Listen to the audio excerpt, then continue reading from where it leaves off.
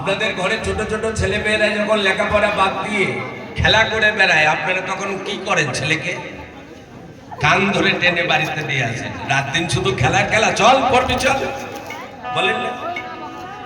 আজকে আপনাদের আরাধ্য ভগবান আজকে খেলাতে মেতেছেন, কই আপনারা তো একজনও বারণ করলেন না।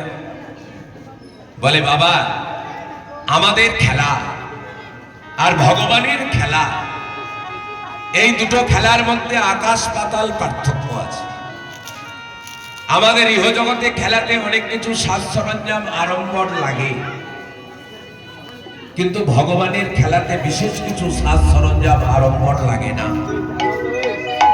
বিশ্বকবি রবীন্দ্রনাথ ঠাকুর বললেন, ভগবানের যে খেলা, সেই খেলাটার নাম কি জানো? খেলা ভাঙার খেলা।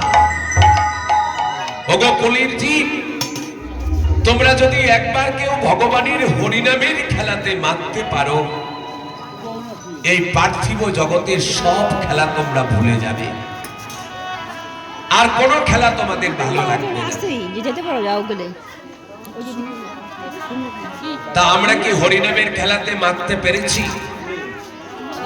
কি গো,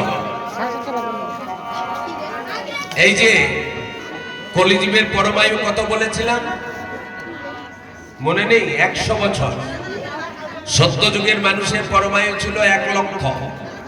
সত্যের পর যেমন তেতা এলো, পরমায়ুর ডান্দারের একটা শূন্য মুছে গেল, ছিল 1 লক্ষ, হয়ে গেল 10,000। তেতার পর যেমন দাপর যুগে এলো, পরমায়ুর ডান্দারের একটা শূন্য মুছে গেল। 100 বছর পরমায়ু পেলাম,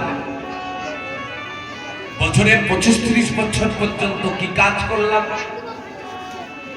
খেলাধুলা, বন্ধু বান্ধব, আত্মীয় স্বজন, লেখাপড়া, চাকরি বাকরি, হেন তেন। কারোর বাগানে পেয়ারা চুরি, কারোর বাগানে আম চুরি। বয়সের একটা ধর্ম আছে না? এই সব কাজ করে বেড়ালাম 20-25 বছর।